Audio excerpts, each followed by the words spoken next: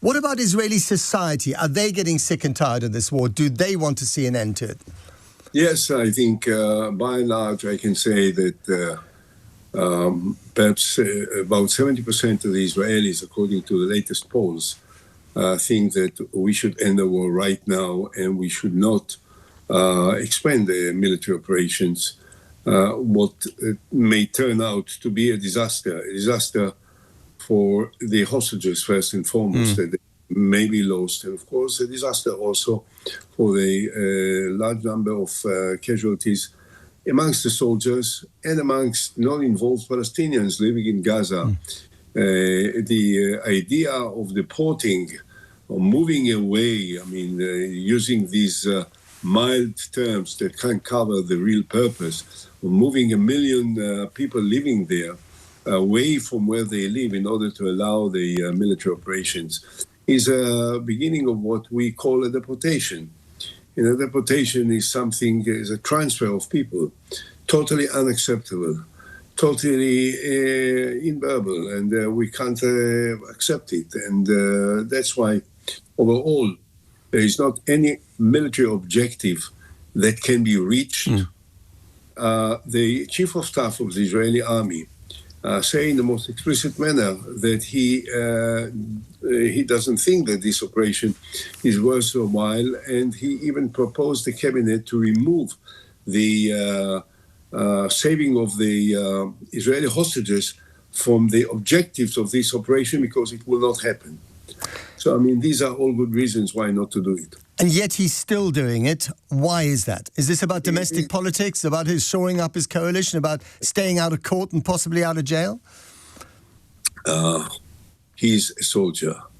And for the time being, he has to obey the orders of the cabinet as it should be in the context of...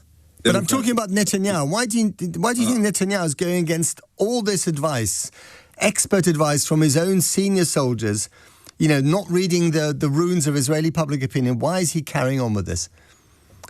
Well, you know, I wish I could be the best analyzer of Netanyahu. I'm not sure that I am. I'm not sure that I'm qualified to do it. I can only say what some people think and spell out in a very explicit way. They say that Netanyahu is a captive of his political partners, of the messianic groups in the cabinet, the Ben-Gvirs and the Smotrich, and all these framework of political participants that support him. And they have made it very clear from the outset, if there will not be a further Israeli military operation, they will break down the government.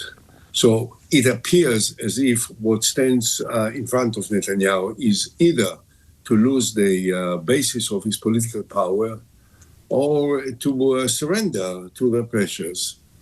Or perhaps maybe he shares that messianic dreams of these thugs that we should take over Gaza completely, clear, deport the people living there, and prepare it for the resettling of Jews. In either way, this is outrageous and unacceptable. You call it deportation. Some people would call it ethnic cleansing. Okay, this is another term. It may turn out to be. I hope not, but it may turn out to be. And when he says that he doesn't want to occupy the Gaza Strip permanently, and he wants to hand it over to some Arab entity, what do you think he means by that? And is that a realistic plan? I don't know what he thinks. I don't know what motivates him. I can only say that this is totally unrealistic. There is not going to be anyone other than the Palestinian Authority and the Palestinian leadership which will take over, because Gaza is Palestinian. I mean, these dreams that, or these arguments, these claims, these preachings that Gaza is got to be part of the state of Israel and ought to be completely occupied for Jews to resettle there, is messianic, is a fantasy. It is not something that belongs to our heritage, that we are entitled to be there. It has to be Palestinian, and therefore the only possible potential partner for leading Gaza are the Palestinians. And that is only one part, and Netanyahu says, no, he will not be. I mean, Palestinians will not be part of it. This is ridiculous. I've been to Israel, many times. I used to live there, and I have great fondness, for many aspects of your country. And of course, Israel prides itself on being a democracy, being the only genuine democracy in the Middle East. And there are indeed, there's a free and vibrant press. You can protest on the streets of Tel Aviv and all these things. But what is the war in Gaza? What is the extraordinary suffering meted out on Palestinians in return, in revenge for October the 7th, which was also dreadful, terrible, I mean, a horrific massacre. But what is this state of affairs doing to the psyche of Israel? What is it doing to you as a country, as a society? It's a very good question. When it started, the international community, all of the leaders were united in the support of a very harsh counteroffensive by Israel. And I remember President Biden at that time, Prime Minister Rishi Sunak, President Macron, President Chancellor Scholz at that time, Prime Minister Meloni, and all the others said Israel has a right to reach out the Hamas and kill all of them, knowing that Hamas is embedded in the most densely populated area, and there is going to be a huge collateral damage that will cost the lives of many Palestinians. However, this was 22 months ago, and at that time, because of the dreadful things, the horrific, brutal attack of Hamas, everyone understood that Israel must react. 22 months later, after more than 60,000 Palestinians were killed, and most of the buildings in Gaza were destroyed, and all the leaders of Hamas were eliminated, the tunnels and the launchers and the rockets were all destroyed, there is a much less patience for further military operations that can result in many more people killed. Now, there is one thing which President Biden said at the beginning, which was very thoughtful and very deep, and unfortunately it went under the radar of the Israelis or the leadership of Israel.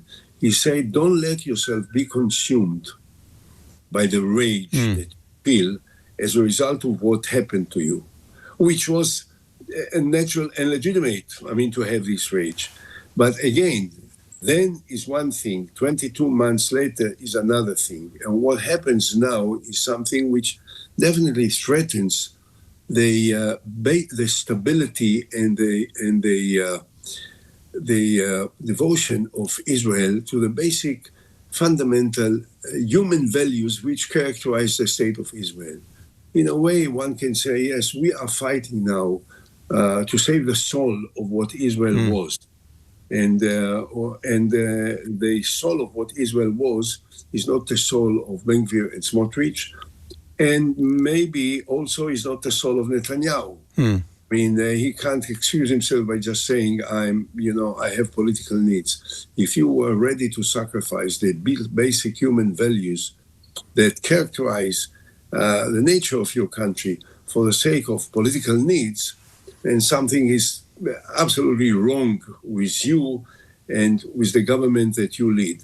And that's why, more and more Israelis are now determined to carry on the campaign in order to try and topple this government. In a democratic manner, obviously, in the streets, with riots, with demonstrations, with hundreds of thousands of possibly also civil disobedience. I've been to Israel a lot, and I was there just a few weeks ago when you were at war with Iran. And one thing that always struck me is that, you can be on the beach in Tel Aviv, and even, minutes after the ballistic missiles have been shot down by the Iron Dome, people are back on the beach and they're having a great time, and there's an extraordinary resilience there of normality. But just 35 miles down the beach, the same sand, the same water is hell on earth in the form of the Gaza Strip.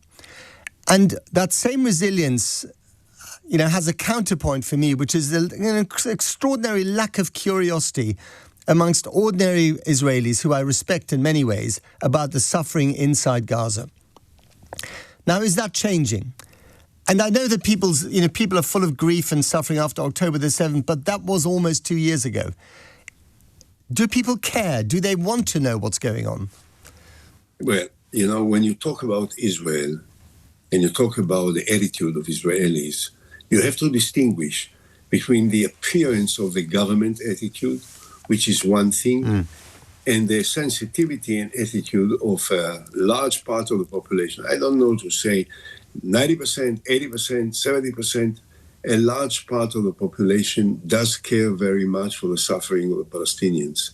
There are petitions, there are riots, there are announcements by different groups amongst the Israeli society. Just the beginning of this week, a large group of the most prominent Israeli performers, singers and artists, published a petition criticizing what happens and alerting the public opinion for the suffering of the people in Gaza, calling for the government to stop all these actions and to take care of the humanitarian needs of the Gazans. So there is a growing sensitivity. I think that most of the Israelis are emerging now out of the rage which has dominated the attitude into a more broader understanding of the possible ramifications of what is done there to the suffering of so many Palestinians as well.